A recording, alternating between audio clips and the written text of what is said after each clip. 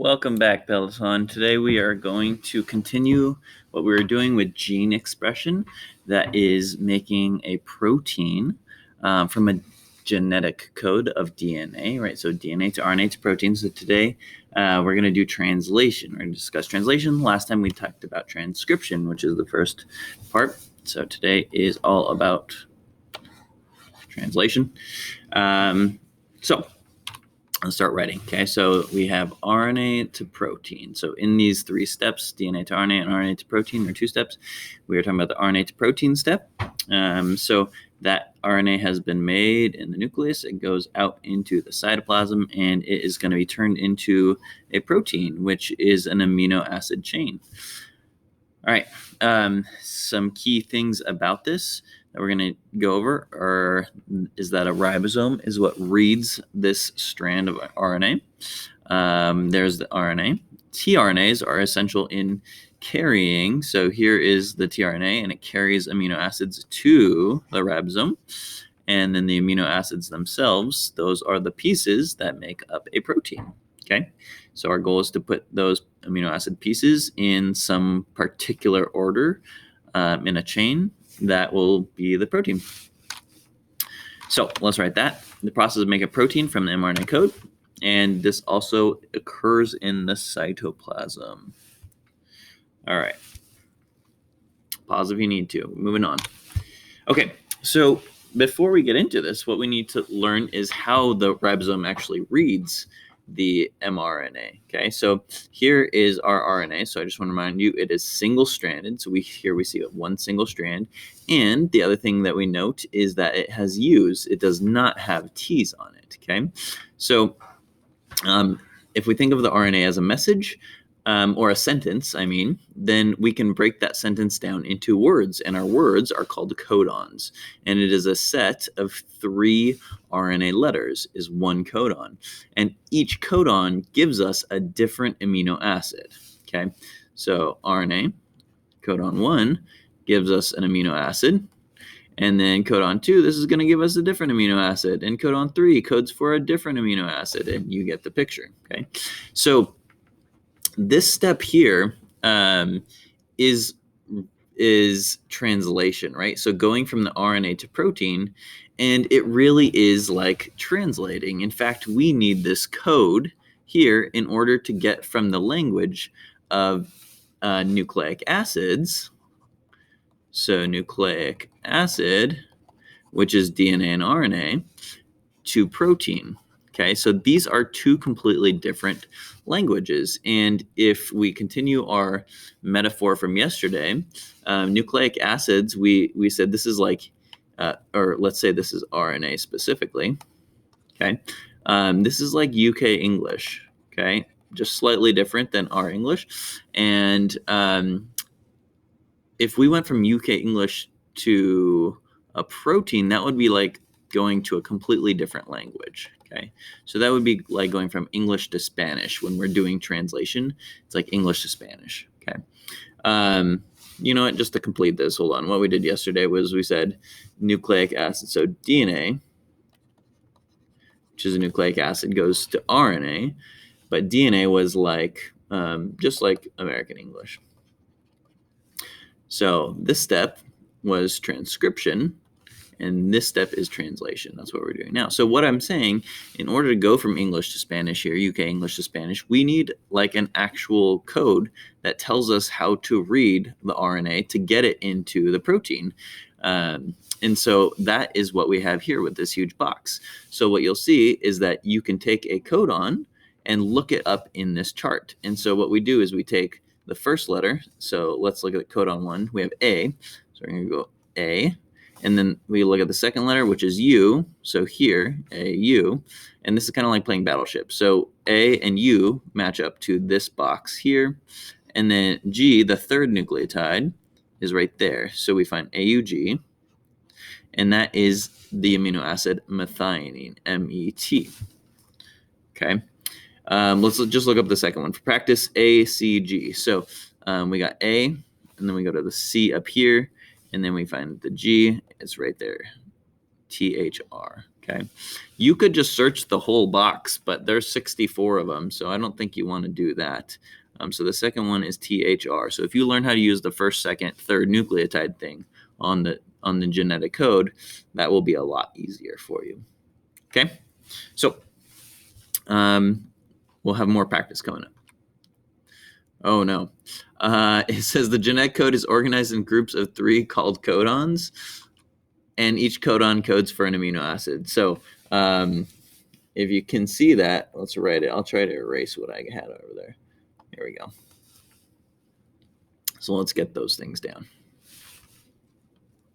All right. Pause it if you need to. All right, the next thing that we said is important to translation is a transfer RNA, otherwise known as a tRNA, okay? And so the important parts of this is that to know is, so T stands for transfer, and what it's transferring is amino acid, okay? So tRNAs carry amino acids to the ribosome, okay?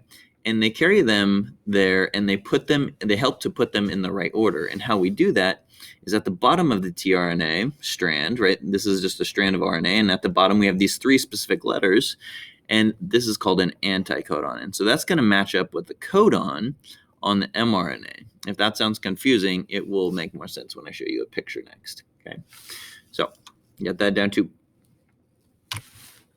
All right, here is a nice picture of what's going on, and I'll try to explain what's happening here, okay? So first of all, this is where we are in the cytoplasm, okay? So remember that we are not in the nucleus anymore. So what we have is this messenger RNA. So this is what was created, this strand here was created in the nucleus. It came out into the cytoplasm, and then the ribosome, it grabs onto it, okay? It grabs onto it so it can read it, okay? The next step is going to be that these tRNAs, the things we saw in the last slide, that are carrying amino acids, they are going to carry the amino acid to the ribosome, and they're going to match up these letters, the anticodon, with these letters, which are the codon. So you can see that this process in this picture has been going on for a little bit already. And so this guy is going to move into here, and since AAG matches up with UUC, then it's going to come right in here. And then what's going to happen is that it's going to deliver this PHE right next to, so I'll just draw right here. Okay, so here's what's going to happen. Okay, it's really bad.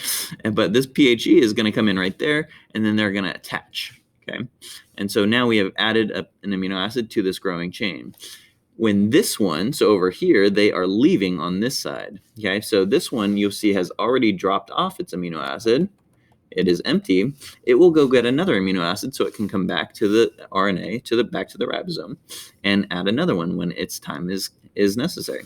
So on one side, it's entering the ribosome and adding, and then the other side, after it has already added, it is leaving the ribosome. Okay, so yeah, and then when it's done, this whole thing, this whole chain, this is the protein. It will fold up into its particular shape. Proteins are kind of globular structures like this or whatever, and it'll fold up into its shape so that it can do its particular job. Okay, all right. Picture's worth 1,000 words, and so here we're gonna have a nice kind of crappy GIF. So you'll see, and it only goes for a couple, but you'll see that the tRNA is moving in, and the codon and the anticodon match up, and it adds its thing to the growing chain, and then it leaves when it's empty. Okay. I wish this one went on a little longer, but here's another one that's a little faster, but it does go on longer. So you'll see the tRNAs are moving in, and it makes a little, and we got to do that over. They bond together, the circles bond together, those amino acids making the protein, and finally it ends, and everything kind of comes apart. Okay, so I'll also link some videos so you can watch that, so it's a little bit better. All right, so let's put everything together now. So yesterday we talked about transcription, and so here we're back in the nucleus, and we're making an RNA strand. So the DNA is opening up. The RNA is put on to the DNA, the complementary RNA, and pretty soon we're going to have an RNA strand. The DNA is closing back up. It stays in the nucleus, but now this RNA leaves the nucleus, as you see right here, and now we're back to translation. So these circles are the ribosome, and what we have is the ribosome moving over, reading it, a tRNA coming in, adding its amino acid, those words in the colored shapes. They add together, they keep adding together. The ribosome's still reading the next part of the RNA. When it's done, the ribosome releases, and we have a protein. And remember, the protein has to fold into its shape. Cool. So again, I'm going to link videos. So if that didn't help, you can also just rewind this video if you liked this. So let's do some practice, okay? First, let's write down some basic steps. So the first thing that needs to happen, so again, we're on translation, is a ribosome attaches to the mRNA strand, okay? Next thing we need is the tRNA brings the correct amino acids to the ribosome. Each new amino acid is bonded to the amino acid chain, right? They are bonded together. And then the last thing is going to be that the ribosome hits the stop codon and releases the protein. That's it. We don't need to really know it in more detail than that. I just kind of want you to understand the general idea of what the cell has to do. Cool. Now let's do some practice. So each amino acid is coded for by several different codons and says, why do some mutations not affect a person's traits? Well, if you notice here, we have multiple codons that sometimes code for the same amino acid. And so if you have a U or a C here, this third position is sometimes called the wobble position. So if you have a mutation and your RNA is supposed to be UUU, but the mutation accidentally turns, let's say right here, accidentally turns it into UUC, well then that mutation does not actually do anything to the protein, which is, proteins are how we get our traits, so that won't do anything to a person's traits if you have a mutation in a certain position, okay? Okay, so I'm gonna do this first one for you, and then you can do these next two, okay? So first step is transcription. This is what we practiced last time. So A pairs with U because RNA does not have any T's. TA, GC, CG, TA, CG, G, U, A, G, U. Okay, now we have to look these things up. So UAC, again, bam, U is here, A is here, and then C, third letter, right here, TYR. All right, let's look up the second one, CAG, CAG. So we got GLN is glycine. All right, so CAT, GUA. Okay, GUA is Val. That's actually valine. These are just three-letter abbreviations. And then AGU, AGU, right here, SER. All right, so you guys are going to do this one. So you got to do the RNA and then the protein, so transcription, translation. And then this one, I threw a wrench in it, and you have to go backwards to write the DNA. So for example, the first one will be T. U pairs with A, and G pairs with C. And then you're going to then look this up in the code over here and find the protein. All right, guys. Thank you very much. Let me know if you have any questions. Bye.